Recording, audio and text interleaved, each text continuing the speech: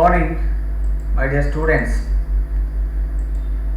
Today we shall discuss about the one of the major important subject in your methods, that is the pedagogy of school subject, that is the history and political science. In that, we have to know about the in detail regarding to the blueprint. What is blueprint? What is its necessities for the teacher? How we construct the blueprint for the classroom. These are all some of the important major concepts of the today's classes. Here, first thing, blueprint is more detailed document or which the question paper is based. It is like a guide, and also it is the three-dimensional chart showing weightage given to the objectives, weightage given to the content, and also weightage given to the form of the questions or in term of the marks. This is the brief introduction regarding to the blueprint. ನೀವು ತೃತೀಯ ಸೆಮಿಸ್ಟರ್ನಲ್ಲಿ ಬಂದಿದ್ದೀರಿ. ಇವಾಗ ಅದರಲ್ಲಿ ನೀವು ಬೋಧನೆ ಮಾಡುವಂತಹ ಬೋಧನಾ ವಿಧಾನದಲ್ಲಿ ಅತಿ ಮುಖ್ಯವಾಗಿರುವಂತಹ ವಿಷಯ ವಸ್ತು ಯಾವುದು ಅಂದರೆ ನೀವು ಆಯ್ಕೆ ಮಾಡಿಕೊಂಡಿರುವಂತಹ ಇತಿಹಾಸ ಮತ್ತು ಪೌರನೀತಿ ವಿಷಯ ವಸ್ತು. ಇದರಲ್ಲಿ ಮುಖ್ಯವಾಗಿ ನೀವು ಘಟಕ ಯೋಜನೆಯನ್ನು ಪ್ರಿಪೇರ್ ಮಾಡಿದ ನಂತರ ಒಂದು ಘಟಕ ಪರೀಕ್ಷೆಯನ್ನು ನಡೆಸಬೇಕಾಗುತ್ತದೆ. ಆ ಘಟಕ ಪರೀಕ್ಷೆಯನ್ನು ನಡೆಸಬೇಕಾದರೆ ಮುಂಚಿತವಾಗಿ ನೀವು ನೀಲನಕಾಶೆಯನ್ನು ತಯಾರು ಮಾಡಿಕೊಳ್ಳುವ ಅವಶ್ಯಕತೆ ಇದೆ. ಹಾಗಾದರೆ ನೀಲನಕಾಶೆ ಅಂದರೆ ಇದು ಒಂದು ಪ್ರಶ್ನೆಗಳ ಆಧಾರಿತ ಒಂದು ದಾಖಲೆ, ಪ್ರಶ್ನೆಗಳ ವಿಸ್ತರಿಸುವಿಕೆಯನ್ನು ತೋರಿಸುವಂತಹ ಒಂದು ದಾಖಲೆ.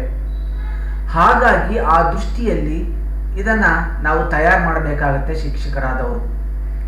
ನೀಲನಕಾಶೆ ಎನ್ನುವಂಥದ್ದು ಒಂದು 3 ಆಯಾಮದ ಒಂದು ತಖ್ತೆ, ಒಂದು ಚಾರ್ಟ್.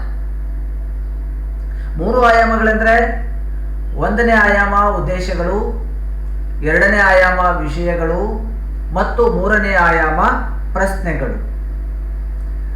ಪ್ರಶ್ನಾವಾರು ಕೋಷ್ಟಕ ಅಥವಾ ಆಯಾಮ, ವಿಷಯವಾರು ಕೋಷ್ಟಕ ಅಥವಾ ಆಯಾಮ ಹಾಗೂ ಉದ್ದೇಶವಾರು ಕೋಷ್ಟಕ ಅಥವಾ ಆಯಾಮ.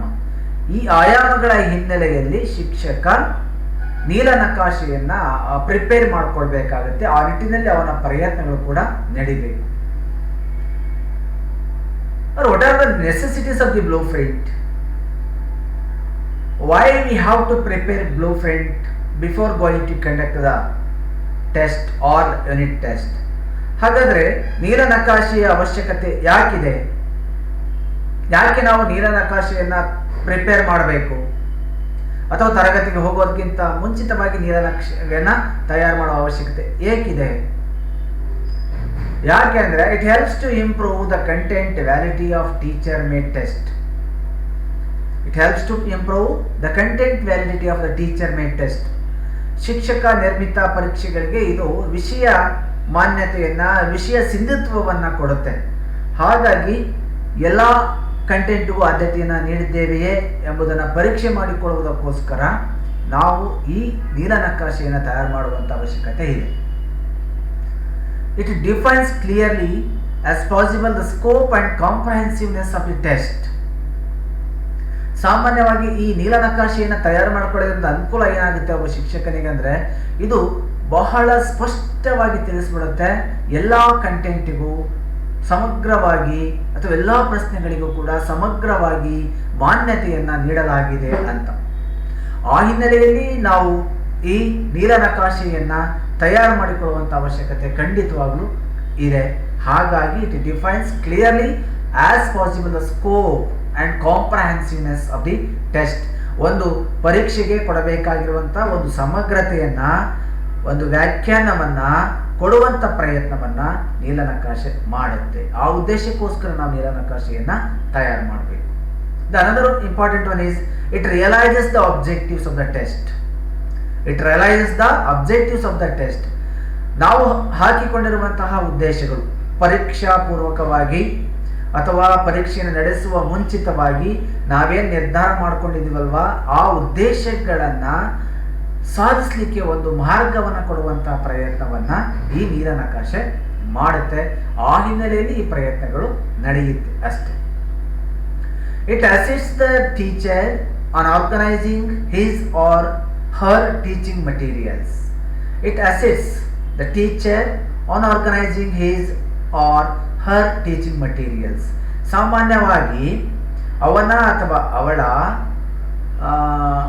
ವಿದ್ಯಾರ್ಥಿಗಳಿಗೆ ಅಥವಾ ಅವರ ಶಿಕ್ಷಕರಿಗೆ, ಟೀಚರ್ ಆಗಿರ್ಬೋದು ಅಥವಾ ಶಿಕ್ಷಕ ಆಗಿರ್ಬೋದು ಅಥವಾ ಶಿಕ್ಷಕಿ ಆಗಿರ್ಬೋದು, ಅವರಿಗೆ ಸಂಬಂಧಪಟ್ಟಂತೆ ಏನು ಮಾಡುತ್ತೆ ಅಂದರೆ ಕಲಿಯುವ ಅಥವಾ ಬೋಧನೆಯಲ್ಲಿ ಬೋಧನೋಪಕರಣವನ್ನು ತಯಾರು ಮಾಡಿಕೊಳ್ಳಿಕ್ಕೆ ಈ ವಿಷಯ ವಸ್ತು ಅಥವಾ ಈ ನೀಲನಕಾಶೆ ನಮಗೆ ಅನುಕೂಲ ಆಗುತ್ತೆ. It serves as a monitoring agency and helps the teacher for starting is instructional track. ಸಾಮಾನ್ಯವಾಗಿ it is also very important component regarding to the unit test. ಸಾಮಾನ್ಯವಾಗಿ ಇದು ತಾನು ನೀಡುವಂತಹ ಬೋಧನಾ ಉದ್ದೇಶಗಳಿಗೆ ಅನುಗುಣವಾಗಿ ಹಾಗೆಯೇ ಯಥಾ ಪ್ರಕಾರ ಆ ವ್ಯಕ್ತಿಯನ್ನು ಮುನ್ನಡೆಸುವಂಥ ಪ್ರಯತ್ನವನ್ನು ಮಾಡಲಿಕ್ಕೆ ಸಾಧ್ಯತೆ ಆಗುತ್ತೆ. ಆ ದೃಷ್ಟಿಯಲ್ಲಿ ನೀಲನಕಾಶೆಯನ್ನು ತಯಾರು ಮಾಡಿಕೊಳ್ಳುವ ಅವಶ್ಯಕತೆ ಖಂಡಿತವಾಗ್ಲೂ ಇದೆ. ಇಲ್ಲಿ ನೀಲನಕಾಶೆ ಅಂದರೆ ಸಾಮಾನ್ಯವಾಗಿ 3 ಆಯಾಮಗಳ ಒಂದು ನಕ್ಷೆ ಅಂತ ಅಷ್ಟೆ, ಅಥವಾ ಒಂದು ಮಾದರಿ ಯೋಜನೆ ಅಂತ ಅಷ್ಟೆ. ಹೇಗೆ ಕಟ್ಟಡವನ್ನು ಕಟ್ಟಲಿಕ್ಕೆ ಒಬ್ಬ ಶಿಲ್ಪಿ ಅಥವಾ ಒಬ್ಬ ಇಂಜಿನಿಯರ್ ಹೇಗೆ ಬ್ಲೂ ಪ್ರಿಂಟ್ ತಯಾರು ಮಾಡ್ಕೊಳ್ತಾನೋ, ಹಾಗೆ ಒಬ್ಬ ಶಿಕ್ಷಕನಾದವನು ತಾನು ತರಗತಿಗೆ ಕಂಡಕ್ಟ್ ಮಾಡುವಂತಹ ಪರೀಕ್ಷೆಗಿಂತ ಮುಂಚೆ ಹಾಕಿಕೊಳ್ಳುವಂಥ ಒಂದು ಯೋಜನೆ ಅಷ್ಟೇ, ತಾನೇ ಹಾಕಿಕೊಳ್ಳುವಂಥ ಯೋಜನೆ. ಇದನ್ನು ಪಾಠದ ಸಂದರ್ಭದಲ್ಲಿಯೂ ಕೂಡ ಹಾಕ್ಕೊಳ್ಬೋದು ಅವನು, ಅಥವಾ ಪಾಠದ ಮಧ್ಯದಲ್ಲೂ ಕೂಡ ಹಾಕ್ಕೊಳ್ಬೋದು, ಪಾಠದ ಬೆಳವಣಿಗೆಯ ಸಂದರ್ಭದಲ್ಲೂ ಕೂಡ ಹಾಕಿಕೊಳ್ಳುವಂಥ ಪ್ರಯತ್ನವನ್ನು ಮಾಡಬಹುದು. ಜೊತೆಗೆ ಆತ ತಾನು ಬೋಧನೆ ಮುಗಿದ ನಂತರ ಈ ಥರದ ಕ್ರಿಯಾ ಯೋಜನೆಗಳನ್ನು ಕೂಡ ಮಾಡಿಕೊಳ್ಳಿಕ್ಕೆ ಸಾಧ್ಯತೆ ಇದೆ. ಈ ಹಿನ್ನೆಲೆಯಲ್ಲಿ ಇವೆಲ್ಲ ಅಂಶಗಳನ್ನು ಕೂಡ ನಾವು ಚರ್ಚೆ ಮಾಡುವಂಥ ಪ್ರಯತ್ನವನ್ನು ಮಾಡಬೇಕು. Then what are steps of the blue print or what are the consideration points of the blue print. ಹಾಗಾದರೆ ಈ ನೀಲನಕಾಶೆಯನ್ನು ನಾವು ಹಾಕ್ಕೊಳ್ಬೇಕಾದಾಗ ಮುಖ್ಯವಾಗಿ ಕನ್ಸಿಡರ್ ಮಾಡಬೇಕಾಗಿರುವಂಥ ಅಂಶಗಳು ಯಾವುದು ಅನ್ನೋದು ಬಹಳ ಮುಖ್ಯ, ಎಲ್ಲರಿಗೂ ಕೂಡ ಮುಖ್ಯವಾಗಿರುವಂಥದ್ದೇ.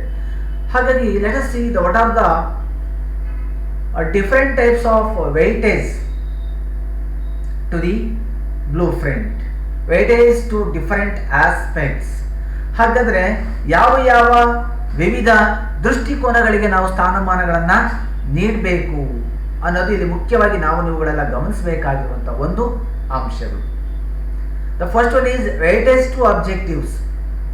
ಮೊದಲನೇದು ಉದ್ದೇಶಗಳಿಗೋಸ್ಕರ ನಾವು ವೆಯ್ಟೇಜನ್ನು ಕೊಡಬೇಕು. Okay, already know that the objectives, what are the objectives of the teaching history and civics. ಮುಂದೆ ನಾವು ನೋಡೋಣ, ಚರ್ಚೆ ಮಾಡಬೇಕಾದ್ರೆ ಹೇಳ್ತೀನಿ ಯಾವ್ಯಾವ ಅಬ್ಜೆಕ್ಟಿವ್ಸ್ಗಳಿದೆ ಅಂತ. ಆ ಉದ್ದೇಶಾನುಸಾರ ಕೋಷ್ಟಕ ಅಂತ ಹೇಳ್ತೀವಿ ಅಥವಾ ಆಯಾಮ ಅಂತ ಹೇಳ್ತೀವಿ. The second one is weightage to contents or weightage to sub units or weightage to subject. ಎರಡನೇ ವೆಯ್ಟೇಜ್ ಯಾವುದು ಅಂದರೆ ವಿಷಯಾನುಕೋಷ್ಟಕ ಅಂತ ನಾವು ಹೇಳ್ತೀವಿ, ಅಥವಾ ವಿಷಯಾನುಸಾರ ಆದ್ಯತೆಯನ್ನು ನೀಡುವಂಥದ್ದು. ನಾನು ಬೋಧನೆ ಮಾಡಿದಂತಹ ವಿಷಯಗಳಿಗೆ ಅನುಸಾರವಾಗಿ ಆದ್ಯತೆಯನ್ನು ಕೊಡುವಂತಹ ಪ್ರಯತ್ನ. On the basis of the teaching content, on the basis of the teaching materials, we have to give weightage in the blue print. ನೀಲನಕಾಶೆಯಲ್ಲಿ ನಾನು ಬೋಧನೆ ಮಾಡಿರುವಂಥ ಎಲ್ಲ ಘಟಕಗಳು ಇನ್ವಾಲ್ವ್ ಆಗುವಂತೆ, ಒಳಗೊಳ್ಳುವಂತೆ ನಾವು ಆದ್ಯತೆಯನ್ನು ಕೊಡಬೇಕು. The another one is the weightage two questions. ಮೂರನೇದು ಬಹುಮುಖ್ಯವಾಗಿರುವಂಥದ್ದು ಪ್ರಶ್ನಾನುಸಾರ ಕೋಷ್ಟಕ ಅಂತ ಹೇಳ್ತೀವಿ ನಾವು. ಇದನ್ನು ಪ್ರಶ್ನಾನುಸಾರ ವಿಭಾಗ ಅಂತ ಹೇಳ್ತೀವಿ. ಹಾಗಾಗಿ ಸಾಕಷ್ಟು ಪ್ರಶ್ನೆಗಳಿದ್ದಾವೆ, ನೀವು ನೋಡ್ತೀರಿ, ನೋಡ್ಬೇಕಾದ್ರೆ ಅಧ್ಯಯನ ಮಾಡ್ಕೊಂಡಿರ್ತೀರಿ. ಸಾಕಷ್ಟು ಪ್ರಶ್ನೆಗಳ ವಿಧಗಳಿದ್ದಾವೆ. ಉದಾಹರಣೆ 1 ಮಾರ್ಕ್ಸ್ ಕ್ವಶನ್ ಇದೆ, 2 ಮಾರ್ಕ್ಸ್ ಕ್ವಶನ್ ಇದೆ, 3 ಮಾರ್ಕ್ಸ್ ಕ್ವಶನ್ ಇದೆ, ಎಸ್ಸೆ ಟೈಪ್ ಕ್ವಶನ್ಸ್ ಇದೆ, ಆಬ್ಜೆಕ್ಟಿವ್ ಟೈಪ್ ಕ್ವಶನ್ಸ್ ಎಲ್ಲ ಇದ್ದಾವೆ. ಆ ಪ್ರಶ್ನಾನುಸಾರ ಕೋಷ್ಟಕ ಅಂದರೆ ಇವೆಲ್ಲ ಪ್ರಶ್ನೆಗಳಿಗೆ ಅನುಗುಣವಾಗಿ ಆದ್ಯತೆಯನ್ನು ನನ್ನ ಘಟಕ ಪರೀಕ್ಷೆಯಲ್ಲಿ ಅಥವಾ ನಾನೇನು ತಯಾರು ಮಾಡಲಿಕ್ಕೆ ಹೊರಟಿದ್ದೀನಲ್ಲ ಆ ಪ್ರಶ್ನೆ ಪತ್ರಿಕೆಯಲ್ಲಿ ಆದ್ಯತೆಯನ್ನು ನೀಡಲಾಗಿದೆಯೇ ಅನ್ನುವುದನ್ನು ಕೂಡ ಸ್ಪಷ್ಟವಾಗಿ ನಾವು ತೋರಿಸಬೇಕು. The another is weightage to difficulty level. Okay, ಇದರಲ್ಲಿ ಸಾಮಾನ್ಯವಾಗಿ ನಿರ್ಧಾರವನ್ನು ಮಾಡ್ತೀವಿ, ಇದನ್ನೇನು ಕೋಷ್ಟಕ ಅಂತ ಅನ್ಸ್ಕೊಳ್ಳೋದಿಲ್ಲ. These are the main objectives, content and questions are the three main dimensions of the blue print. ಇವು ಉದ್ದೇಶಗಳು, ವಿಷಯಗಳು ಹಾಗೂ ಪ್ರಶ್ನೆಗಳಿದಾವಲ್ಲ, ಇವು 3 ಮುಖ್ಯ ಆಯಾಮಗಳು. ಈ ಆಯಾಮಗಳ ಆಧಾರದ ಮೇಲೆ ನಾವು ಘಟಕ ಪರೀಕ್ಷೆಯನ್ನು ಅಥವಾ ನೀಲನಕ್ಷೆಯನ್ನು ತಯಾರು ಮಾಡಬೇಕಾಗುತ್ತೆ. Weightage to different aspects, that is the weightage to objectives, the weightage to content and also the weightage to questions. These are the 3 major aspects, different aspects of the blue print. ಇವುಗಳ ಆಧಾರವಾಗಿಟ್ಟುಕೊಂಡೇ ನಾವು blue print ಅನ್ನು ತಯಾರು ಮಾಡುವಂಥ ಪ್ರಯತ್ನವನ್ನು ಮಾಡಬೇಕು. Okay, let us see the first one is the weightage to content. ಮೊದಲನೇ ಆಯಾಮ ಇದೆಯಲ್ಲ, ಈ ಪಟ್ಟಿ ನಿಮಗೆ ಕಾಣಿಸ್ತಾ ಇದೆಯಲ್ಲ, this is the most important content regarding to the subject. That's why we have to give the more importance to the content. ಹಾಗಾಗಿ ಇವುಗಳಿಗೆ ಹೆಚ್ಚಿನ ಉದ್ದೇಶವನ್ನು ನಾವು ಕೊಡಬೇಕೇ ಹೊರತು ಅವನ್ನಲ್ಲದೆ ಬೇರೆ ರೀತಿಯ ಪ್ರಯತ್ನವನ್ನು ಕೂಡ ನಾವು ಮಾಡಲಿಕ್ಕೆ ಸಾಧ್ಯತೆ ಇಲ್ಲ. Okay, here for example I have selected one lesson regarding to the ancient civilization of India. This is my unit. I have completed my unit in the last 4 classes, so that I am going to conduct a unit test. That's why I have to prepare a blueprint. ಆತ್ಮೀಯ ಪ್ರಶಿಕ್ಷಣಾರ್ಥಿಗಳೇ, ಈ ಯೂನಿಟ್ನಲ್ಲಿ ನಿಮಗೆ ಕಾಣ್ತಿರುವಂಥದ್ದು ಒಂದು ಪಾಠದ ಪರಿಚಯ. ಉದಾಹರಣೆ, ನಾನು ಈಗಾಗಲೇ ಪ್ರಾಚೀನ ಭಾರತದ ನಾಗರಿಕತೆ ಎಂಬ ಪಾಠವನ್ನು ಈಗಾಗಲೇ ಮುಗಿಸ್ಬಿಟ್ಟಿದ್ದೇನೆ.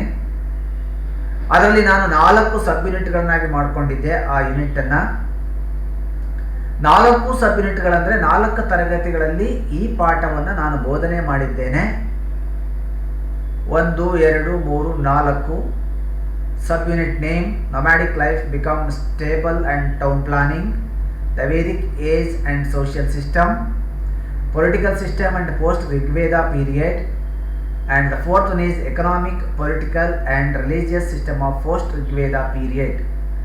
ಸಾಮಾನ್ಯವಾಗಿ ಅಲೆಮಾರಿ ಜೀವನ 1ನೇ ಯೂನಿಟಲ್ಲಿ ಅಲೆಮಾರಿ ಜೀವನ ಮತ್ತು ನಗರ ಯೋಜನೆ, 2ನೇ ಸಬ್ ಯೂನಿಟಲ್ಲಿ ವೇದಗಳ ಕಾಲ ಮತ್ತು ಸಾಮಾಜಿಕ ವ್ಯವಸ್ಥೆ, 3ನೇ ಯೂನಿಟ್ನಲ್ಲಿ ರಾಜಕೀಯ ವ್ಯವಸ್ಥೆ ಮತ್ತು ಪೂರ್ವ ವೇದಗಳ ಕಾಲ, ಹಾಗೂ 4ನೇ ಯೂನಿಟ್ನಲ್ಲಿ ಆರ್ಥಿಕ, ರಾಜಕೀಯ ಮತ್ತು ಧಾರ್ಮಿಕ ವ್ಯವಸ್ಥೆ ಮತ್ತು ನಂತರದ ವೇದಗಳ ಕಾಲ ಎಂಬ ಅಂಶಗಳನ್ನಿಟ್ಟುಕೊಂಡು ನಾನು ಇವತ್ತು ತರಗತಿಯಲ್ಲಿ ಈಗಾಗಲೇ ಬೋಧನೆ ಮಾಡಿದ್ದೇನೆ. ಬೋಧನೆ ಮಾಡಿದ ನಂತರ 1 ಯೂನಿಟ್ ಕಂಪ್ಲೀಟ್ ಆಗಿದೆ. ಕಂಪ್ಲೀಟ್ ಆದಮೇಲೆ ನನ್ನ ಕೆಲಸ ಏನು? Now I am going to conduct a unit test. After the end of the teaching, I have to conduct a unit test. ಹಾಗಾಗಿ ನಾನು ಯೂನಿಟ್ ಟೆಸ್ಟನ್ನು ರೆಡಿ ಮಾಡ್ಕೊಳ್ಳಿಕ್ಕೆ ಹೊರಟಿದ್ದೇನೆ. Before going to conduct a unit test, we have to frame, we have to write, we have to construct the blue print. That's why I am going to prepare a blue print. In that, this is the first table regarding to the weightage to content. ಹಾಗಾಗಿ ನಾನು ಏನು ಮಾಡ್ತಾ ಇದ್ದೀನಿ ಅಂದರೆ, ಪ್ರಾಚೀನ ಕಾಲದ ಭಾರತದ ನಾಗರಿಕತೆಯಲ್ಲಿ 4 ಸಬ್ ಯೂನಿಟ್ಗಳನ್ನು ಆಗಲೇ ಬೋಧನೆ ಮಾಡೋದ್ರಿಂದ ನೀಲನಕ್ಷೆಯನ್ನು ತಯಾರು ಮಾಡಲಿಕ್ಕೆ ಹೊರಟಿದ್ದೀನಿ. ನೀಲನಕ್ಷೆಯನ್ನು ತಯಾರು ಮಾಡಲಿಕ್ಕೆ ಹೊರಟಿರುವಂಥ ನಾನು ಮೊದಲನೇದಾಗಿ ವಿಷಯಾನುಕೋಷ್ಟಕವನ್ನು ರಚನೆ ಮಾಡಿಕೊಳ್ತಾ ಇದ್ದೀನಿ. This is about the weightage to content. ಇದನ್ನು ನಾವು ವಿಷಯಾನುಕೋಷ್ಟಕ ಎಂದು ಕರೆಯುತ್ತೇವೆ. ಅದರಲ್ಲಿ ನಾನು ಈಗಾಗಲೇ ಬೋಧನೆ ಮಾಡಿರುವಂತಹ 4 ಸಬ್ ಯೂನಿಟ್ಗಳ ನೇಮ್ಗಳನ್ನು ಬರ್ಕೊಂಡಿದ್ದೀನಿ. ನೀವು ಯಾವ ಯೂನಿಟನ್ನು ಆಯ್ಕೆ ಮಾಡ್ಕೊಳ್ತೀರೋ ಆ ಯೂನಿಟ್ಗಳ ಮೇಲೆ ನೀವು ಸಬ್ ಯೂನಿಟನ್ನು ಆಯ್ಕೆ ಮಾಡಿಕೊಂಡು ಬರೀಬೋದು. ನಾನು ಈ ಯೂನಿಟನ್ನು ಆಯ್ಕೆ ಮಾಡಿಕೊಂಡಿರೋದ್ರಿಂದ ಇಲ್ಲಿ ಮುಖ್ಯವಾಗಿ 4 ಸಬ್ ಯೂನಿಟ್ಗಳನ್ನು ಬರೀತಾ ಇದ್ದೀನಿ. ಅದರಲ್ಲಿ ಮುಖ್ಯವಾಗಿ 3 ಮಾರ್ಕ್ಸಿನ 4 ಕ್ವಶನ್ ಆಯ್ಕೆ ಮಾಡ್ಕೊಂಡಿದ್ದೀನಿ. 10 ಮಾರ್ಕ್ಸಿನ 4 ಕ್ವಶನ್ಗಳನ್ನು ಆಯ್ಕೆ ಮಾಡ್ಕೊಂಡಿದ್ದೀನಿ. 6 ಮಾರ್ಕ್ಸಿನ 4 ಕ್ವಶನ್ಗಳನ್ನು ಆಯ್ಕೆ ಮಾಡ್ಕೊಂಡಿದ್ದೀನಿ ಮತ್ತು 6 ಮಾರ್ಕ್ಸಿನ 4 ಕ್ವಶನ್ಗಳನ್ನು ಆಯ್ಕೆ ಮಾಡ್ಕೊಂಡಿದ್ದೀನಿ. ಕ್ವಶನ್ ಟೈಪ್ಸ್ ಬೇರೆ ಬೇರೆ ಇರುತ್ತೆ. ಓಕೆ, ಮಾರ್ಕ್ಸನ್ನು ಬಿಟ್ಬಿಡೋಣ. ಈಗ ನಾವು ಪರ್ಸೆಂಟೇಜನ್ನು ತಗೋಣ. ನಾನೇನು ಮಾಡಿದ್ದೀನಿ, ಸಾಮಾನ್ಯವಾಗಿ ನೊಮ್ಯಾಡಿಕ್ ಲೈಫ್ ಬಿಕಮ್ ಸ್ಟೇಬಲ್ ಮೊದಲನೇ ಸಬ್ ಯೂನಿಟ್ ಇದೆಯಲ್ಲ, ಅದಕ್ಕೆ ನಾನು 3 ಮಾರ್ಕ್ಸನ್ನು ಕೊಟ್ಟಿದ್ದೀನಿ. 3 ಮಾರ್ಕ್ಸನ್ನು ಅಲಾಟ್ ಮಾಡ್ಕೊಂಡಿದ್ದೀನಿ. ಕಂಟೆಂಟ್ ವೇಟೇಜ್ 3 ಮಾರ್ಕ್ಸನ್ನು ಕೊಟ್ಟಿದ್ದೀನಿ. ಎರಡನೇ ಸಬ್ ಯೂನಿಟ್ ಇದೆಯಲ್ಲ, ಅದಕ್ಕೆ 10 ಮಾರ್ಕ್ಸನ್ನು ಕೊಟ್ಟಿದ್ದೀನಿ. 10 ಮಾರ್ಕ್ಸನ್ನು ಅಲಾಟ್ ಮಾಡ್ಕೊಂಡಿದ್ದೀನಿ ಎರಡನೇ ಸಬ್ ಯೂನಿಟಿಗೆ. ಅರ್ಥ ಆಗ್ತಾ ಇದೆಯಾ? ಮಾರ್ಕ್ಸನ್ನು ಅಲಾಟ್ ಮಾಡ್ಕೊಂಡಿದ್ದೀನಿ. 4Q ಬಿಟ್ಬಿಡಿ, ಅದು ಮಾರ್ಕ್ಸನ್ನು ಲೆಕ್ಕಕ್ಕೆ ತಗೊಳ್ಳಿ. ಇನ್ನು ಮೂರನೇ ಸಬ್ ಯೂನಿಟ್ ಇದೆಯಲ್ಲ, ಅದಕ್ಕೆ 6 ಮಾರ್ಕ್ಸನ್ನು ನಾನು ನೇಮಕ ಮಾಡ್ಕೊಂಡಿದ್ದೀನಿ. 6 ಮಾರ್ಕ್ಸ್ ಇದೆ ಅದಕ್ಕೆ. ಇನ್ನು 4ನೇ ಸಬ್ ಯೂನಿಟ್ ಇದೆಯಲ್ಲ, 4ನೇದು, ಅದಕ್ಕೂ ಕೂಡ ನಾನು 6 ಮಾರ್ಕ್ಸ್ಗಳನ್ನು ನಿಗದಿ ಮಾಡ್ಕೊಂಡಿದ್ದೀನಿ. ಟೋಟಲಿ ಎಷ್ಟಾಯಿತು? 6, 12, 10, 22, 25 ಮಾರ್ಕ್ಸ್ ಆಯಿತು. ನೀವು ಯೂನಿಟ್ ಟೆಸ್ಟ್ ಮಾಡಬೇಕಾಗಿರೋದು 25 ಮಾರ್ಕ್ಸಿಗೆ. ಹಾಗಾಗಿ ನೀವು ಯಾವುದೇ ಯೂನಿಟನ್ನು ಆಯ್ಕೆ ಮಾಡಿಕೊಂಡ್ರು ಕೂಡ ಮೊದಲನೇ ಟೇಬಲನ್ನು ಈ ಥರ ಹಾಕ್ಕೊಳ್ಬೇಕು. ಯಾವುದದು ಟೇಬಲ್ಲು? ವಿಷಯಾನುಕೋಷ್ಟಕ. ವಿಷಯಾನುಕೋಷ್ಟಕ ಅನ್ನುವಂಥ ಒಂದು ಟೇಬಲನ್ನು ನೀವು ಆಯ್ಕೆ ಮಾಡ್ಕೊಂಡದನ್ನು ಹೀಗೆ ರೆಡಿ ಮಾಡಬೇಕು. ಓಕೆ, ಇಲ್ಲಿ ಪಕ್ಕದಲ್ಲಿ ಪರ್ಸೆಂಟೇಜ್ ಅಂತ ಇದೆ, ನೋಡಿರ್ಬೋದು ನೀವು.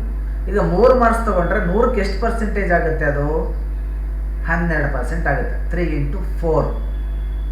10 ಮಾರ್ಕ್ಸ್ ತೊಗೊಂಡ್ರೆ 10 × 4 40% ಆಗುತ್ತೆ. 6 ಮಾರ್ಕ್ಸ್ ತೊಗೊಂಡ್ರೆ 6 4 24% ಆಗುತ್ತೆ. ಇನ್ನು 6 ಮತ್ತೊಂದು 4ನೇ ಯೂನಿಟ್ಗೂ ಕೂಡ 6 ಮಾರ್ಕ್ಸ್ ತೊಗೊಂಡಿದ್ದೀನಿ, ಅದು ಕೂಡ 24% ಆಯಿತು. ಟೋಟಲಿ ಪರ್ಸೆಂಟೇಜ್ ಎಷ್ಟಿದೆ? 100% ಇದೆ. ಮಾರ್ಕ್ಸ್ ಎಷ್ಟಿದೆ? 25 ಮಾರ್ಕ್ಸ್ ಇದೆ. ಕ್ವಶನ್ ಎಷ್ಟಿದೆ? ಒಂದು 16-17 ಕ್ವಶನ್ಸ್ ಮೇಲೆ ಇದರ ಹಾಗೆ ತೆಗೆದುಕೊಳ್ಬೇಕು. 3 4 12 ಅಂದರೆ 4 ಅಂದರೆ 25 ಅಂದರೆ 25 4 100 ಅಲ್ವಾ? 25 4 100. 25 ಮಾರ್ಕ್ಸನ್ನು 4ರಿಂದ ಮಲ್ಟಿಪ್ಲೈ ಮಾಡಿದರೆ 100 ಬರುತ್ತೆ. ಹಾಗೆ ನಾನು ಆಯ್ಕೆ ಮಾಡಿಕೊಂಡಿರೋ ಮಾರ್ಕ್ಸನ್ನು 4ರಿಂದನೇ ಮಲ್ಟಿಪ್ಲೈ ಮಾಡಬೇಕು. ಎಲ್ಲವೂ ಅಷ್ಟೇ, ಎಷ್ಟೇ ಮಾರ್ಕ್ಸ್ ಆಗಿರಲಿ ಅಷ್ಟೇ, ಅದನ್ನು 4ರಿಂದ ಮಲ್ಟಿಪ್ಲೈ ಮಾಡಿದರೆ ಅದು ಕೂಡ 12 ಮಾರ್ಕ್ಸ್ ಆಗುತ್ತೆ. 3 4 12. ಅರ್ಥ ಆಯ್ತಲ್ಲ? This is about the weightage to content. ಇನ್ನು ಎರಡನೇದಕ್ಕೆ ಬರ್ತೀನಿ, ಆಬ್ಜೆಕ್ಟಿವ್ಸ್. Weightage to objectives. ಸಾಮಾನ್ಯವಾಗಿ ಇದು ಕೂಡ ಬಹುಮುಖ್ಯವಾಗಿರುವಂಥ ಒಂದು ವಿಷಯ ವಸ್ತುವಿದೆ. ಆಲ್ರೆಡಿ ನಿಮಗೆ ಗೊತ್ತಿದೆ ಉದ್ದೇಶಗಳು ಎಷ್ಟಿದೆ ಅಂತ, ಯಾವ್ಯಾವ ಉದ್ದೇಶಗಳಿದ್ದಾವೆ ಅಂತ ಅಲ್ವಾ? ಯಾವ್ಯಾವಿದೆ? ಜ್ಞಾನ, ತಿಳುವಳಿಕೆ, ಅನ್ವಯ ಮತ್ತು ಕೌಶಲ. ಈ 4 ಉದ್ದೇಶಗಳನ್ನ ಮಾತ್ರ ನಾವು ಆಯ್ಕೆ ಮಾಡ್ಕೊಳ್ಬೇಕು ಅಂತ. ಯಾಕೆಂದರೆ 25 ಮಾರ್ಕ್ಸಿಗೆ ಅಷ್ಟನ್ನೇ ಸೀಮಿತ ಮಾಡೋಕ್ಕಾಗೋದು. ಹಾಗಾಗಿ 4 ಉದ್ದೇಶಗಳನ್ನು ನಾವು ಆಯ್ಕೆ ಮಾಡ್ಕೊಂಡಿದ್ದೀವಿ. ಆಬ್ಜೆಕ್ಟಿವ್ಸ್ನಲ್ಲಿ ನಾಲೆಡ್ಜ್, ಅಂಡರ್ಸ್ಟ್ಯಾಂಡಿಂಗ್, ಅಪ್ಲಿಕೇಶನ್, ಸ್ಕಿಲ್. ಈಗೇನು 25 ಮಾರ್ಕ್ಸಿಗೆ ಪರೀಕ್ಷೆ ಮಾಡೋಕ್ಕೆ ಹೊರಟಿದ್ದೀರಲ್ಲ, ಆ ಪರೀಕ್ಷೆ, ಘಟಕ ಪರೀಕ್ಷೆಯು ನೀವು ನೀವು ಏನು ಕಂಪ್ಲೀಟ್ ಮಾಡಿದ್ರಲ್ಲ, 4 ಯೂನಿಟ್ ಕಂಪ್ಲೀಟ್ ಮಾಡಿರ್ಬೋದು, ಅಥವಾ 5 ಯೂನಿಟ್ ಕಂಪ್ಲೀಟ್ ಮಾಡಿರ್ಬೋದು, ಅಥವಾ 3 ಯೂನಿಟ್ ಕಂಪ್ಲೀಟ್ ಮಾಡಿರ್ಬೋದು. ಅವುಗಳಿಗೆಲ್ಲಕ್ಕೂ ಸಮಾನತೆಯನ್ನು ಕೊಡಬೇಕು, ಆದ್ಯತೆಯನ್ನು ಕೊಡಬೇಕು. ಸಮಾನತೆ ಇಲ್ಲದಿದ್ರೂ ಆದ್ಯತೆಯನ್ನಂತೂ ಕೊಡಲೇಬೇಕಾಗುತ್ತೆ. ಎಲ್ಲದಕ್ಕೂ ನಾವು ಸಮಾನತೆ ಕೊಡೋಕ್ಕಾಗಲ್ಲ, ಅಟ್ಲೀಸ್ಟ್ ಆದ್ಯತೆಯನ್ನಾದರೂ ಕೊಡಬೇಕು. ಹಾಗೆಯೇ ಇಲ್ಲೂ ಕೂಡ ಅಷ್ಟೇ, ನೀವು ಬೋಧನೆ ಮಾಡಲಿಕ್ಕೆ ಹೊರಟಾಗ ಹಾಕಿಕೊಂಡಿರೋ ಉದ್ದೇಶಗಳಿವು, ಲೆಸನ್ ಪ್ಲಾನಲ್ಲಿ ಬರ್ಕೊಂಡಿರೋ ಉದ್ದೇಶಗಳಿವು. ನೆನಪು ಮಾಡ್ಕೊಳ್ಳಿ, ಲೆಸನ್ ಪ್ಲಾನಲ್ಲಿ ಇವೆಲ್ಲ ಉದ್ದೇಶಗಳನ್ನು ಬರ್ಕೊಂಡಿದ್ದೀರಿ. ಅದರ ಅರ್ಥ ಏನು? ನಾನು ಇವುಗಳನ್ನು ಈಡೇರಿಸಲಿಕ್ಕೆ ಹೊರಟಿದ್ದೀನಿ ಅಂತ ಅರ್ಥ. ಹಾಗಾಗಿ ನೀವು ಆಯ್ಕೆ ಮಾಡಿಕೊಂಡಿರುವಂತಹ ಈ ಉದ್ದೇಶಗಳನ್ನು ಕೂಡ ನೀವೇನು ಮಾಡಬೇಕಾಗುತ್ತೆ? ಅವುಗಳಿಗೆ ಆದ್ಯತೆಯನ್ನು ಕೊಡಬೇಕಾಗುತ್ತೆ. ಆ ನಿಟ್ಟಿನಲ್ಲಿ ಪ್ರಯತ್ನವನ್ನು ಮಾಡಬೇಕು. ನಾಲೆಡ್ಜಿಗೆ ಆದ್ಯತೆ ಕೊಡಬೇಕು, ಅಂಡರ್ಸ್ಟ್ಯಾಂಡಿಂಗ್ ಆದ್ಯತೆ ಕೊಡಬೇಕು, ಅಪ್ಲಿಕೇಶನ್ಗೆ ಆದ್ಯತೆ ಕೊಡಬೇಕು, ಸ್ಕಿಲ್ಲಿಗೆ ಆದ್ಯತೆ ಕೊಡಬೇಕು. ನಾನು ಕೊಟ್ಟಿರೋ ಮಾರ್ಕ್ಸ್ಗಳು ಕೂಡ ಆದ್ಯತೆನೇ ಇಲ್ಲಿ. ಉದಾಹರಣೆ, ನಾಲೆಡ್ಜ್ಗೆ 9 ಮಾರ್ಕ್ಸ್ ವೇಟೇಜ್ ಕೊಡಬೇಕು ಅಂತ ನಿರ್ಧಾರ ಮಾಡ್ಕೊಂಡಿದ್ದೀನಿ, 9 ಮಾರ್ಕ್ಸ್ ಕೊಟ್ಟಿದ್ದೀನಿ. ಅಂಡರ್ಸ್ಟ್ಯಾಂಡಿಂಗಿಗೆ 9 ಮಾರ್ಕ್ಸ್ ಕೊಡಬೇಕು ಅಂತ ನಾನು ಪ್ಲಾನ್ ಬರ್ಕೊಂಡಿದ್ದೀನಿ. ಇಲ್ಲಿ ಬ್ಲೂ ಪ್ರಿಂಟಲ್ಲಿ ಕಾಣ್ತಾ ಇದೆಯಲ್ಲ, ನಿಮ್ಮ ಬ್ಲೂ ಪ್ರಿಂಟಲ್ಲಿ ಕೊಟ್ಟಿದ್ದೀನಿ. ಅನ್ವಯಕ್ಕೂ ಕೂಡ ಅಷ್ಟೇ 3 ಮಾರ್ಕ್ಸ್ ಕೊಡಬೇಕು ಅಂತ ಅಂದ್ಕೊಂಡಿದ್ದೀನಿ, ಅದಕ್ಕೆ ಬ್ಲೂ ಪ್ರಿಂಟಲ್ಲಿ ತೋರಿಸಿದ್ದೀನಿ. ಹಾಗೆ ಸ್ಕಿಲ್ಲಿಗೂ ಅಷ್ಟೇ 4 ಮಾರ್ಕ್ಸ್ ಕೊಡಬೇಕು ಅಂತ ಅಂದ್ಕೊಂಡಿದ್ದೆ, ಅದನ್ನು ಕೂಡ ಕೊಟ್ಟಿದ್ದೀನಿ. Okay, this is your idea before going to conduct unit test. This is your idea regarding to objectives, weightage to objectives. ನೀವು ಘಟಕ ಪರೀಕ್ಷೆಯನ್ನು ಮಾಡ್ಕೊಳ್ಳೋದಕ್ಕಿಂತ ಮುಂಚಿತವಾಗಿ ನೀವೇ ಹಾಕಿಕೊಂಡಿರುವಂಥ ಒಂದು ಐಡಿಯಾ ಇದು. ಅದರ ಆಧಾರದ ಮೇಲೆ ನೀವೇನು ಮಾಡ್ಲಿಕ್ಕೆ ಹೊರಟಿದ್ದೀರಿ, ಉದ್ದೇಶಗಳನ್ನು ಕೊಡ್ಲಿಕ್ಕೆ ಹೊರಟಿದ್ದೀರಿ, ವೆಯ್ಟೇಜ್ಗಳನ್ನು ಕೊಡ್ಲಿಕ್ಕೆ ಹೊರಟಿದ್ದೀರಿ. ಹಾಗಾಗಿ ನೀವು ತರಗತಿಯಲ್ಲಿ ಅತಿ ಮುಖ್ಯ ಅಂತ ಅನಿಸ್ಕೊಳ್ತೀರಿ, ಅಥವಾ ತರಗತಿ ಎಲ್ಲ ಅಂಶಗಳಿಗೂ ಆದ್ಯತೆ ಕೊಟ್ಟಿದ್ದೇನೆ ಎಂದು ಭಾವಿಸ್ಕೊಳ್ತೀರಿ. ಉದಾಹರಣೆ ನಾಲೆಡ್ಜ್ಗೆ 9 ಮಾರ್ಕ್ಸ್ ಅಂದರೆ 9 4 34 ಅನ್ನೋದು 100% ಕ್ಯಾಲ್ಕುಲೇಷನ್ ಮಾಡೋದು. ಮತ್ತೆ ಎಲ್ಲರಿಗೂ 4 ಬರ್ಕೊಂಡಿದ್ದೀನಿ ಅಂತ ಅಲ್ಲ, 100 ಕ್ಯಾಲ್ಕುಲೇಷನ್ ಮಾಡಬೇಕಾದ್ರೆ ಎಲ್ಲರಿಗೂ 4 ಬರುತ್ತೆ ಅಲ್ಲಿ. 9 into 4, 9 into 4, 3 into 4 and 4 into 4. ಅವಾಗ 16 ಮಾರ್ಕ್ಸ್ 36% ಆಯಿತು. ಟೋಟಲ್ ಮಾರ್ಕ್ಸ್ ಎಷ್ಟು? 25 ಮಾರ್ಕ್ಸ್ಗೆ ನಾನು ನನ್ನ ಪರ್ಸೆಂಟೇಜ್ ಎಷ್ಟಾಯಿತು? 100% ಆಯಿತು. 25 into 4 ಮಾಡಿದರೆ 100 ಆಗುತ್ತೆ. ಅರ್ಥ ಆಯ್ತಾ? This is the weightage to the objectives. ಆಬ್ಜೆಕ್ಟಿವ್ಸ್ಗಳಿಗೆ ಕೊಡುವಂಥ ಒಂದು ವೆಯ್ಟೇಜ್. ಆ ಹಿನ್ನೆಲೆಯಲ್ಲಿ ಇದನ್ನು ಚರ್ಚೆ ಮಾಡುವಂಥ ಪ್ರಯತ್ನವನ್ನು ಮಾಡಬೇಕು. ಓಕೆ, ನೆಕ್ಸ್ಟ್ ಹೋಗೋಣ. This is also the very very important. The weightage to question. ಸಾಮಾನ್ಯವಾಗಿ ನಾವು ನೀವುಗಳೆಲ್ಲ ಕೊಡುವಂಥ ಪ್ರಯತ್ನ ವೆಯ್ಟೇಜ್ ಟು ಕ್ವಶನ್ ಅನ್ನುವಂಥದ್ದು ಕಾಣ್ತಾ ಇದೆ ಅಂತ ಭಾವಿಸ್ಕೊಂಡಿದ್ದೀನಿ ನಾನು. ಇದರಲ್ಲಿ ಮುಖ್ಯವಾಗಿ ಭಾಳಷ್ಟು ಟೈಪ್ಸ್ ಆಫ್ ಕ್ವಶನ್ಸ್ಗಳಿದೆ. ಆದರೆ ಸಮಯಾನುಸಾರದಿಂದ ನಾವು ಎಲ್ಲದಕ್ಕೂ ಆದ್ಯತೆ ಕೊಡೋಕ್ಕಾಗಲ್ಲ. ಹಾಗಾಗಿ ಕೇವಲ 4 ಟೈಪ್ನ ಕ್ವಶನ್ಗಳಿಗೆ ನಾನು ಆದ್ಯತೆಯನ್ನು ಕೊಡಲಿಕ್ಕೆ ಸಾಧ್ಯತೆ ಇದೆ. ಒಂದು ಆಬ್ಜೆಕ್ಟಿವ್ ಟೈಪ್ ಕ್ವಶನ್ಸ್, ಎರಡನೇದು ವೆರಿ ಶಾರ್ಟ್ ಆನ್ಸರ್ಸ್, ಮೂರನೇದು ಶಾರ್ಟ್ ಆನ್ಸರ್ಸ್, ನಾಲ್ಕನೇದು essay type. Weightage two questions. ಅದರಲ್ಲಿ ಟೈಪ್ಸ್ ಆಫ್ ಕ್ವಶನ್ಸಲ್ಲಿ ಕೇವಲ ಸರ್ ನಾವು ಆಬ್ಜೆಕ್ಟ್ ಟೈಪ್ ಅಷ್ಟೇ ಕೊಡ್ತೀನಿ, ನೋ. ನೀವು ಆಬ್ಜೆಕ್ಟ್ ಟೈಪ್ ಅಷ್ಟೇ ಕೊಡ್ತೀನಿ ಅಂತ ಆದರೆ ಕೇವಲ ಅದು ನಾಲೆಡ್ಜನ್ನು ಮಾತ್ರ ಅಸೆಸ್ ಮಾಡುತ್ತೆ, ಉಳಿದ ಕೌಶಲ್ಯಗಳನ್ನು ಅಸೆಸ್ ಮಾಡಲಿಕ್ಕೆ ಸಾಧ್ಯತೆ ಆಗಲ್ಲ. ಹಾಗಾದರೆ ವೆರಿ ಶಾರ್ಟ್ ಆನ್ಸರ್ಸ್ ಕೊಡ್ತೀನಿ ಸರ್, ಹಾಗಾದರೆ ರೀಕಾಲ್ ಕೆಪಾಸಿಟಿಯನ್ನು ನೀವು ಅಸೆಸ್ ಮಾಡೋಕ್ಕಾಗಲ್ಲ, ಅಥವಾ ಅಪ್ಲಿಕೇಶನ್ ಲೆವೆಲನ್ನು ನೀವು ಅಸೆಸ್ ಮಾಡೋಕ್ಕಾಗಲ್ಲ. ಹಾಗಾಗಿ ಅಥವಾ ಶಾರ್ಟ್ ಆನ್ಸರ್ಸ್ ಅಷ್ಟೇ ಕೊಡ್ತೀನಿ ಅಥವಾ ಎಸ್ಸೆ ಟೈಪ್ಸ್ ಅಷ್ಟೇ ಕೊಡ್ತೀನಿ ಅಂದರೆ ನೋ, ಇದು primary levels of education. That's why we have to give the more importance to all types of questions. All types of questions. ಎಲ್ಲ ವಿಧದ ಮಾದರಿಯ ಪ್ರಶ್ನೆಗಳಿಗೆ ತಾವು ಆದ್ಯತೆಯನ್ನು ಕೊಡಲೇಬೇಕು. ಈಗ ನೋಡಿ, ಟೈಪ್ಸ್ ಆಫ್ ಕ್ವಶನ್ಸ್ ಅಲ್ಲಿ ಆಬ್ಜೆಕ್ಟಿವ್ ಟೈಪ್ ಅನ್ನುವಂಥದ್ದು ಇದೆ, ವೆರಿ ಶಾರ್ಟ್ ಆನ್ಸರ್ಸ್ ಅಂತ ಇದೆ, ಶಾರ್ಟ್ ಆನ್ಸರ್ಸ್ ಅಂತ ಇದೆ, ಎಸ್ಸೆ ಟೈಪ್ಸ್ ಕ್ವಶನ್ಸ್ ಅಂತ ಇದೆ. ನಾನು 4 ಕ್ವಶನ್ಸ್ ಮಾದರಿಯನ್ನು ಆಯ್ಕೆ ಮಾಡ್ಕೊಂಡಿದ್ದೀನಿ. ಅದ್ರಲ್ಲಿ ಆಬ್ಜೆಕ್ಟ್ ಟೈಪ್ ಅನ್ನು 9 ಮಾರ್ಕ್ಸಿಗೆ ತೊಗೊಂಡಿದ್ದೀನಿ ನಾನು. ಕ್ವಶನ್ಸ್ 9 ಆಬ್ಜೆಕ್ಟ್ ಟೈಪ್ ಕ್ವಶನ್ಸ್ ಕೇಳಬೇಕು ಅಂತ ನಿರ್ಧಾರ ಮಾಡ್ಕೊಂಡಿದ್ದೀನಿ. ವೆರಿ ಶಾರ್ಟ್ ಆನ್ಸರನ್ನು 3 ಕ್ವಶನ್ ಕೇಳಬೇಕು ಅಂತ ಅಂದ್ಕೊಂಡಿದ್ದೀನಿ. 2 ಮಾರ್ಕ್ಸಿಂದು 3 ಕ್ವಶನ್ ಕೇಳಬೇಕು. ಶಾರ್ಟ್ ಆನ್ಸರ್ ಇಂದು ಅಲ್ಲಿ 2 ಕ್ವಶನ್ ಕೇಳ್ತಾ ಇದ್ದೀನಿ ಅಷ್ಟೇ. ಎಷ್ಟು ಮಾರ್ಕ್ಸು? 3 ಮಾರ್ಕ್ಸ್. ಎಸ್ಸೆ ಟೈಪ್ ಇಂದು 25 ಮಾರ್ಕ್ಸಿಗೆ ಒಂದೇ ಕೇಳೋಕ್ಕಾಗೋದು, ಅದು 4 ಮಾರ್ಕ್ಸಿಗೆ. ಹಾಗಾಗಿ 1 ಕ್ವಶನ್ ಕೇಳಿದ್ದೀನಿ, ಅದು 4 ಮಾರ್ಕ್ಸಿಗೆ. ಅರ್ಥ ಆಯ್ತಾ? ಆಬ್ಜೆಕ್ಟ್ ಟೈಪು 9 ಕ್ವಶನ್ ಕೇಳಿದ್ದೀನಿ, 9 ಕ್ವಶನ್ ಕೇಳಿದ್ದೀನಿ. ಎಷ್ಟು ಮಾರ್ಕ್ಸ್ಗೆ? 9 ಮಾರ್ಕ್ಸಿನೇ.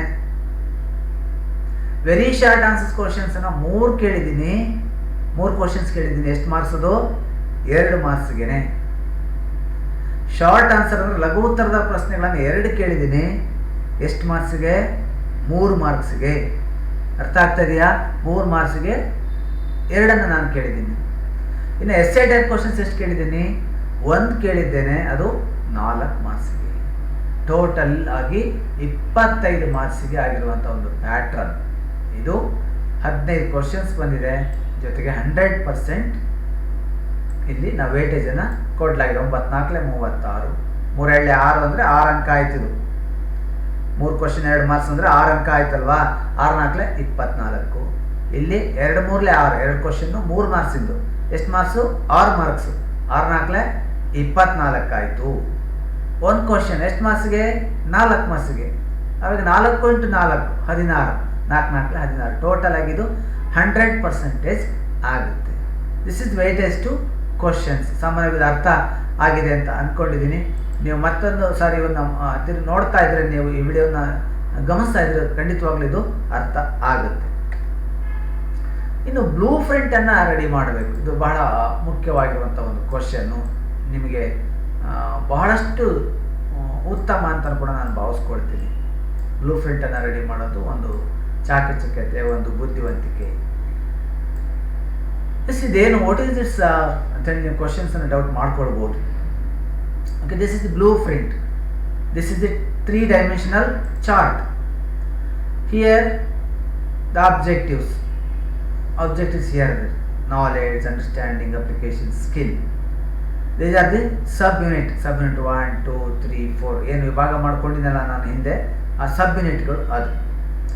ಇವೆಲ್ಲವೂ ಕೂಡ ಪ್ರಶ್ನಾ ಮಾದರಿಗಳು ನೋಡಿ, ವಸ್ತುನಿಷ್ಠ ಮಾದರಿ ಪ್ರಶ್ನೆಗಳು ಮತ್ತು ಕಿರು ಉತ್ತರ, ಲಘು ಉತ್ತರ, ಪ್ರಬಂಧ ಮಾದರಿ ಅಲ್ವಾ.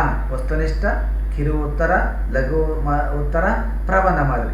ನಾಲೆಡ್ಜ್ ಕೆಳಗೆ 4 ಕ್ವಶನ್, 4 ಟೈಪ್ನ ಕ್ವಶನ್ ಬರಬೇಕು. ಅಂಡರ್ಸ್ಟ್ಯಾಂಡಿಂಗ್ ಕೆಳಗಡೆ 4 ಟೈಪ್ ಕ್ವಶನ್ಸ್ ಕೂಡ ಬರಬೇಕು. ಅಪ್ಲಿಕೇಶನ್ ಟೈಪ್ ಕೆಳಗೆ 4 ಕ್ವಶನ್ಸ್ ಕೂಡ ಬರಬೇಕು. ಸ್ಕಿಲ್ನ ಕೆಳಗೆ 4 ಟೈಪ್ ಕ್ವಶನ್ಸ್ ಕೂಡ ಬರಬೇಕು.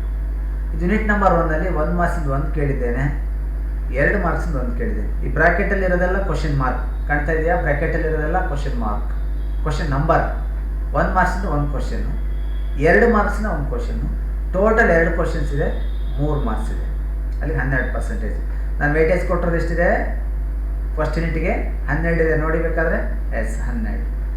ಅದೇ ಥರ 2ನೇ ಯೂನಿಟಿಗೆ ಬರ್ತೀನಿ. ಇಲ್ಲಿ 3 ಮಾರ್ಕ್ಸ್, 1 ಮಾರ್ಕ್ಸಿನ 3 ಕ್ವಶನ್ ಕೇಳಿದ್ದೀನಿ, ಹಾಗಾಗಿ 3 ಮಾರ್ಕ್ಸಿಂದ ಒಂದೇ ಕ್ವಶನ್ ಕೇಳಿದ್ದೀನಿ. ಮತ್ತು 4 ಮಾರ್ಕ್ಸಿಂದ 1 ಕ್ವಶನ್ ಕೇಳಿದ್ದೀನಿ. ಇಲ್ಲೇ ಎಸ್ಸೆ ಟೈಪ್ ಕ್ವಶನ್ ಇಲ್ಲೇ ಕೇಳಿಬಿಟ್ಟಿದ್ದೀನಿ. ಟೋಟಲಿ 10 ಮಾರ್ಕ್ಸ್ ಇದೆ. ಇಲ್ಲೇ 5 ಕ್ವಶನ್ಸ್ ಇದೆ. 14 40. ನೀವು ನೋಡಿರ್ಬೋದು 2ನೇ ಯೂನಿಟಲ್ಲಿ 40 ಮಾರ್ಕ್ಸ್ಗೆ ವೇಟೇಜ್ ಕೊಟ್ಟಿದ್ದೀನಿ. ಅದನ್ನು ನಿನ್ನೆ ತೋರಿಸ್ಬೇಕಾಗಿದೆ ಎಲ್ಲ ಮಾದರಿ ಹಂತದಲ್ಲೂ ಕೂಡ ಅಷ್ಟೇ. ಇನ್ನು 3ನೇ ಸಬ್ ಯೂನಿಟಿಗೆ ಬರ್ತೀನಿ. ಇಲ್ಲಿ 4 ಕ್ವಶನ್, 1 ಮಾರ್ಕ್ಸ್ 4 ಕ್ವಶನ್ ಕೇಳಿದ್ದೇನೆ. ಹಾಗೂ ಇಲ್ಲಿ ಅಂಡರ್ಸ್ಟ್ಯಾಂಡಿಂಗಲ್ಲಿ 2 ಮಾರ್ಕ್ಸಿಂದ 1 ಕೇಳಿದ್ದೇನೆ. ಜೊತೆಗೆ ಟೋಟಲ್ ಆಗಿ 6 ಮಾರ್ಕ್ಸ್ ಇದೆ, 3 ಕ್ವಶನ್ಸ್ ಇದೆ. ಟೋಟಲ್ 24 ಮಾರ್ಕ್ಸ್ ಆಗುತ್ತೆ. ಹೀಗೆ 4ನೇ ಯೂನಿಟ್ ಬಂದಾಗೂ ಅಷ್ಟೇ 1 ಮಾರ್ಕ್ಸಿಂದ 1 ಇದೆ, 2 ಮಾರ್ಕ್ಸಿಂದ 1 ಇದೆ, 3 ಮಾರ್ಕ್ಸಿಂದ 1 ಇದೆ. ಇದು ಅಪ್ಲಿಕೇಶನ್ ಲೆವೆಲ್ ಕ್ವಶನ್. ಇದು 3 ಮಾರ್ಕ್ಸಿಂದ 1 ಮಾತ್ರ ಕೇಳಿದ್ದೇನೆ ಅಪ್ಲಿಕೇಶನ್ಗೆ. ಇಲ್ಲಿ ಎಸ್ಸೆ ಟೈಪ್ಗೆ ಕೂಡ 1 ಮಾತ್ರ ಕೇಳಿದ್ದೇನೆ. ಇನ್ನು ಶಾರ್ಟ್ ಆನ್ಸರ್ಗೆ ಸಾಮಾನ್ಯವಾಗಿ 1 ಕೇಳಿದ್ದೇನೆ. ಇನ್ನು ವೆರಿ ಶಾರ್ಟ್ ಆನ್ಸರ್ಗೆ ಇದು ಒಂದು ಮತ್ತು ಇದು ಒಂದು. ಟೋಟಲ್ 4 ಕ್ವಶನ್ಸ್ಗಳು ಇಲ್ಲಿ ಇದೆ. ಟೋಟಲ್ ಆಗಿ 15 ಪ್ರಶ್ನೆಗಳಿದ್ದಾವೆ, 25 ಮಾರ್ಕ್ಸ್ ಇದೆ. ಹಾಗೂ 100 ಮಾರ್ಕ್ಸ್ ಇದನ್ನು ನಾನು ಕೇಳಿದ್ದೇನೆ. ಇದನ್ನು ಸರಿಯಾಗಿ ನೋಡಿ, ಬುಕ್ಕಲ್ಲೂ ಕೂಡ ಕೆಲವು ಬುಕ್ಕಲ್ಲಿ ಕೊಟ್ಟಿದ್ದಾರೆ, ಅರ್ಥವನ್ನು ಮಾಡಿಕೊಂಡು. On the basis of the model blue print we have to prepare a model question. Yes, ಈ ಥರ ಕ್ವಶನ್ ಪೇಪರ್ ಬರೀಬೇಕಾದ್ರೆ ನೀವೆಲ್ಲ MM college of education Davangere ಅಂತ ಹಾಕ್ಕೊಂಡು, ಸ್ಕೂಲ್ ನೇಮ್ ಹಾಕ್ಕೊಂಡು, ಕ್ಲಾಸು ಮತ್ತು ಮಾರ್ಕ್ಸ್ ಎಷ್ಟಿದೆ ಹಾಗೂ ಟೈಮು ಮೆನ್ಷನ್ ಮಾಡಬೇಕು. ಫಿಲ್ ಇನ್ ದ ಬ್ಲ್ಯಾಂಕ್ಸ್ ಅಂತ ತೊಗೊಂಡು ಫಸ್ಟ್ ಮೇಯ್ನಲ್ಲಿ ಫಿಲ್ ಇನ್ ದ ಬ್ಲ್ಯಾಂಕ್ಸನ್ನು ಕೇಳಿ ಅದರಲ್ಲಿ 1, 2, 3, 4 ಹಾಗೂ 5 ಕ್ವಶನನ್ನು ಕೇಳಿದ್ದಾರೆ ಫಿಲ್ ಇನ್ ದ ಬ್ಲ್ಯಾಂಕ್ಸಲ್ಲಿ. ಇವೆಲ್ಲ ಯೂನಿಟ್ ನಂಬರ್ 1ನಲ್ಲಿ 1 ಕ್ವಶನ್ ತೊಗೊಂಡಿದ್ದೀವಿ, ಯೂನಿಟ್ ನಂಬರ್ 1ನಲ್ಲಿ ಮತ್ತೊಂದು ತೊಗೊಂಡಿದ್ದೀನಿ, ಯೂನಿಟ್ ನಂಬರ್ 2ರಲ್ಲಿ 1 ತೊಗೊಂಡಿದ್ದೀನಿ, ಮತ್ತು ಯೂನಿಟ್ ನಂಬರ್ 2ರಲ್ಲೂ ಕೂಡ 1 ತೊಗೊಂಡಿದ್ದೀನಿ, ಯೂನಿಟ್ ನಂಬರ್ 2ರಲ್ಲೂ ಕೂಡ 1 ತೊಗೊಂಡಿದ್ದೀನಿ ಅಲ್ವಾ. 5 ಕ್ವಶನ್ಸ್ಗಳು ಕೂಡ ಇಲ್ಲಿ ಇದೆ. ಹಾಗೆಯೇ ಸೆಕೆಂಡ್ ಮೈನಿಗೆ ಬಂದರೆ, ಸೆಕೆಂಡ್ ಮೈನಲ್ಲಿ ಮುಖ್ಯವಾಗಿ ಆನ್ಸರ್ ದ ಫಾಲೋಯಿಂಗ್ ಕ್ವಶನ್ಸ್ ಅಂತ ಬಂದಿದೆ. ಅಲ್ಲಿ 5 ಮಾರ್ಕ್ಸ್ ಹೋಯಿತು ಫಿಲ್ ಇನ್ ದ ಬ್ಲ್ಯಾಂಕ್ಸ್ ಕೊಟ್ಟಿರೋದ್ರಿಂದ. ಸೆಕೆಂಡ್ ಮೈನಲ್ಲಿ answer the following questions in a sentence each ಅಂತ ಇದೆ. ಇಲ್ಲಿ 2 ಮಾರ್ಕ್ಸ್ 4 ಕ್ವಶನ್ಸ್ ಇದೆ. 1, 2, 3, 4 ಕ್ವಶನ್ಸ್ ಇದೆ. ಇದು ನಾಲೆಡ್ಜಿಗೆ ಈ ಕ್ವಶನ್ ಬಂದಿದೆ ಯೂನಿಟ್ ನಂಬರ್ 2ರಲ್ಲಿ. ಈ ಕ್ವಶನ್ನು ಕೂಡ ನಾಲೆಡ್ಜಿಗೆ ಬಂದಿದೆ ಯೂನಿಟ್ ನಂಬರ್ 3ಯಲ್ಲಿ. ಈ ಕ್ವಶನ್ನು ಕೂಡ ಸ್ಕಿಲ್ಲಿಗೆ ಬಂದಿದೆ ಯೂನಿಟ್ ನಂಬರ್ 3ನಲ್ಲಿ. ಹಾಗೂ ಈ ಕ್ವಶನ್ನು ಕೂಡ ಯೂನಿಟ್ ನಂಬರ್ 3ಯಲ್ಲಿ ಬಂದಿರೋದು. ಬ್ರಾಕೆಟಲ್ಲಿ ಯಾವುದು ಕೇಳಿದ್ದೀರಾ ಅಬ್ಜೆಕ್ಟಿವ್ಸನ್ನು ಮೆನ್ಷನ್ ಮಾಡಬೇಕು. ನೀವು ನಾಲೆಡ್ಜಿಗೆ ಕೇಳಿದ್ದೀರಾ, ಅಪ್ಲಿಕೇಶನ್ ಲೆವೆಲಿಗೆ ಕೇಳಿದ್ದೀರಾ, ಅಥವಾ ಅಂಡರ್ಸ್ಟ್ಯಾಂಡಿಂಗ್ ಲೆವೆಲಿಗೆ ಕೇಳಿದ್ದೀರಾ, ಯಾವುದಕ್ಕೆ ಕೇಳಿದ್ದೀರಾ ಅಂತೇಳಿ ಈ ಥರ ಬ್ರ್ಯಾಕೆಟಲ್ಲಿ ಬರೀಬೇಕು. ಹಾಗೆ ಎಷ್ಟನೇ ಯೂನಿಟಲ್ಲಿ ಇದು ಬಂದಿದೆ ಅಂತೇಳಿ ಬ್ರ್ಯಾಕೆಟಲ್ಲಿ ಕೂಡ ನೀವು ತೋರಿಸುವಂಥ ಪ್ರಯತ್ನವನ್ನು ಮಾಡಬೇಕು. ಇದರ ಜೊತೆಗೆ 3ನೇ ಮೇಯ್ನಲ್ಲಿ 2 ಅಥವಾ 3 ವಾಕ್ಯದಲ್ಲಿ ಉತ್ತರಿಸಿರುವಂಥ ಒಂದು ಕ್ವಶನನ್ನು ಕೇಳ್ತೀವಿ ನಾವು. ಅದರಲ್ಲಿ ಅಂಡರ್ಸ್ಟ್ಯಾಂಡಿಂಗ್ ಲೆವೆಲ್ನಲ್ಲಿ ಬಂದಿದೆ ಇದು ಕ್ವಶನ್ನು. ಯೂನಿಟ್ ನಂಬರ್ 1ನಲ್ಲಿದೆ 1ನೇ ಕ್ವಶನ್. 2ನೇ ಕ್ವಶನ್ ಅಪ್ಲಿಕೇಶನ್ ಲೆವೆಲ್, ಎ ಅಂದರೆ ಅಪ್ಲಿಕೇಶನ್ ಲೆವೆಲ್ಲು, ಯೂನಿಟ್ ನಂಬರ್ 3ನಲ್ಲಿ ಬಂದಿದೆ. ಇನ್ನು 3ನೇದು ನೇಮ್ ದ ವೇದಾಸ್, ಇದು ಕೂಡ ಅಪ್ಲಿಕೇಶನ್ ಲೆವೆಲ್ಲು, ಯೂನಿಟ್ ನಂಬರ್ 2ರಲ್ಲಿ ಕೇಳಿದ್ದೀನಿ ಕ್ವಶನ್. ಕಂಪೇರ್ ಮಾಡಿದರೆ ಬ್ಲೂ ಪ್ರಿಂಟಲ್ಲಿ ಹೋದರೆ ಆ ಪ್ರಶ್ನೆಗಳು ಹಾಗೇ ಇರಬೇಕಾಗುತ್ತೆ. ಆ ದೃಷ್ಟಿಯಲ್ಲಿ ನೀವು ಆ ಪ್ರಶ್ನೆಗಳನ್ನು ತೆಗೆದುಕೊಳ್ಬೇಕು. ಟೋಟಲಿ 3 ಮೈನ್ ನಂಬರ್ ಕ್ವಶನ್ನಲ್ಲಿ ಇದೆ. ಇದು ಒಂದು ಕ್ವಶನ್ ಮಾದರಿ, ನಿಮಗೆ ಸುಮ್ಮನೆ ಈಗೇನು ತೋರಿಸಿದ್ನಲ್ಲ ಅದೇ ಪ್ರಶ್ನಾ ಮಾದರಿ ನಿಮಗೆ ಇಲ್ಲಿ ಬೋಲ್ಡಾಗಿ ಕಾಣ್ತಾ ಇದೆ ಅಷ್ಟೇ, ನೀವು ನೋಡ್ಬೋದು ಬೇಕಾದರೆ. ಅದನ್ನೇ ಈ ಕ್ವಶನ್ನ ತೋರಿಸುವಂಥ ಪ್ರಯತ್ನವನ್ನು ಮಾಡ್ತಾ ಇದ್ದೀನಿ ಅಷ್ಟೇ ನಾನು. ನೀವು ಬೇಕಾದರೆ ಆಸಕ್ತಿ ಇರೋರು ಇದನ್ನು ಇದೇ ಥರದೊಂದು ಬರ್ಕೊಂಡು ಬೇಕಾದರೆ ನೀವು ಪ್ರಯತ್ನವನ್ನು ಮಾಡ್ಬೋದು. ಇದೇ ಥರ ಪ್ರಿಪೇರ್ ಮಾಡಲಿಕ್ಕೆ ಕೂಡ ನೀವು ಪ್ರಯತ್ನವನ್ನು ಮಾಡ್ಬೋದು ಅಲ್ವಾ. ಮೇಲೆ ಕ್ಲಾಸಸ್ ಹೆಸರೆಲ್ಲ ಹಾಕಿದ್ದೀನಿ, ಜೊತೆಗೆ ಸ್ಕೂಲ್ ನೇಮು, ಕ್ಲಾಸು ಇದೆಲ್ಲ ಇದೆ. ಸೇಮ್ ಅದೇ ಕ್ವಶನ್ ಇದೆ. Fill the blanks. Unit knowledge ಅಂತ ಸಬ್ ಯೂನಿಟ್ ಅಂತ ಮಾಡಿದ್ದೀನಿ, ನಾಲೆಡ್ಜ್ ಸಬ್ ಯೂನಿಟ್ 1 ಅಂತ ಮಾಡಿದ್ದೀನಿ, ಅಂಡರ್ಸ್ಟ್ಯಾಂಡಿಂಗ್ ಸಬ್ ಯೂನಿಟ್ 2 ಅಂತ ಮಾಡಿದ್ದೀನಿ, ನಾಲೆಡ್ಜ್ ಸಬ್ ಯೂನಿಟ್ 2 ಅಂತ ಮಾಡಿದ್ದೀನಿ, ನಾಲೆಡ್ಜ್ ಸಬ್ ಯೂನಿಟ್ 2 ಅಂತ ಮಾಡಿದ್ದೀನಿ. ನಿಮಗೆ ಕಾಣ್ತಾ ಇರ್ಬೋದು. ಆನ್ಸರ್ ದ ಫಾಲೋವಿಂಗ್ 2ನೇ ಮೈನಲ್ಲಿ ಬಂದಾಗ, 3ನೇ ಮೈನಲ್ಲಿ ಬಂದಾಗ ಮತ್ತು 4ನೇ ಮೈನಲ್ಲಿ ಬಂದಾಗ ಕೂಡ ಒಟ್ಟು 4 ಮೈನ್ ಇದೆ ಇದರಲ್ಲಿ ಅಲ್ವಾ.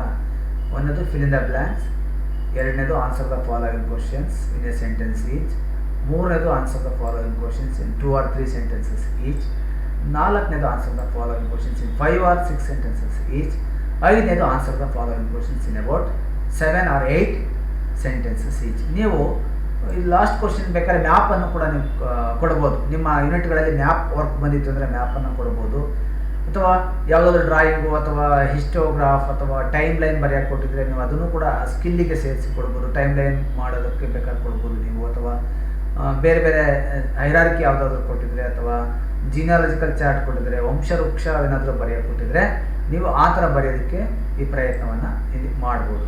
ಹೀಗೆ my dear students, this is all about the brief introduction regarding to the unit blue print and also the question preparation of the question paper. ಈ ಥರ ಮಾಡಿಕೊಂಡು ನೀವು ಕ್ವಶನ್ ಪೇಪರ್ನ ಪ್ರಿಪೇರ್ ಮಾಡ್ಕೊಳ್ಳೋ ಪ್ರಯತ್ನವನ್ನು ಇಲ್ಲಿ ಮಾಡಬೇಕು. ನಾನು ಮುಂದಿನ ತರಗತಿಯಲ್ಲಿ ಇದಕ್ಕೆ ಸಂಬಂಧಪಟ್ಟಂಥ ವಿವರಣೆ, ಅಥವಾ ನೀವು ತರಗತಿಗಳು ಬಂದ ಮೇಲೆ ಇದನ್ನು ಅನಾಲಿಸಿಸ್ ಮಾಡೋದಿರುತ್ತೆ, ಹೇಗೆ ಅನಾಲಿಸಿಸ್ ಮಾಡಬೇಕು ಅನ್ನೋದ್ರ ಬಗ್ಗೆಯೂ ಕೂಡ ನಾನು ನಿಮಗೆ ಹೇಳಿಕೊಡೋ ಪ್ರಯತ್ನವನ್ನು ಮಾಡ್ತೀನಿ ಅಂತ ಹೇಳ್ತಾ,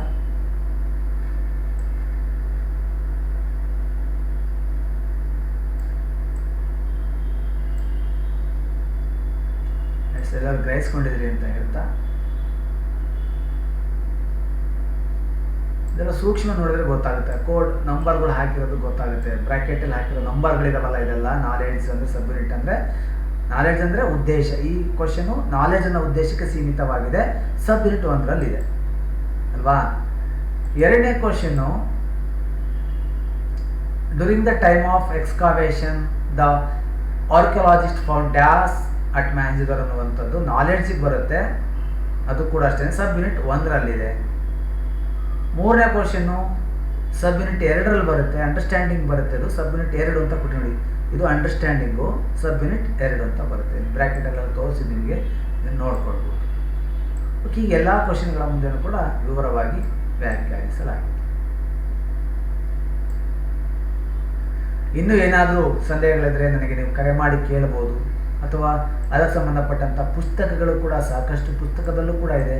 ಒಂದ್ಸರಿ ಈ ವಿಡಿಯೋನ ಚೆನ್ನಾಗಿ ಕೇಳಿ, ಆ ಪುಸ್ತಕವನ್ನು ನೋಡಿದ್ರೆ ನಿಮ್ಗೆ ಕೂಡ ಇದು ಅರ್ಥ ಆಗುತ್ತೆ. ಇದೇ ಥರ ನೀವು ಒಂದು ಮಾಡೆಲ್ ಯೂನಿಟ್ ತಗೊಂಡು ಬೇಕಾದ್ರೆ ನೀವು ಪ್ರಿಪೇರ್ ಮಾಡಿ ಇಟ್ಕೊಳ್ಬೋದು, ನಿಮ್ಮ ಅನುಭವಕ್ಕೋಸ್ಕರ ಆದರೂ ಕೂಡ ಅನುಕೂಲ ಆಗುತ್ತೆ. Thank you.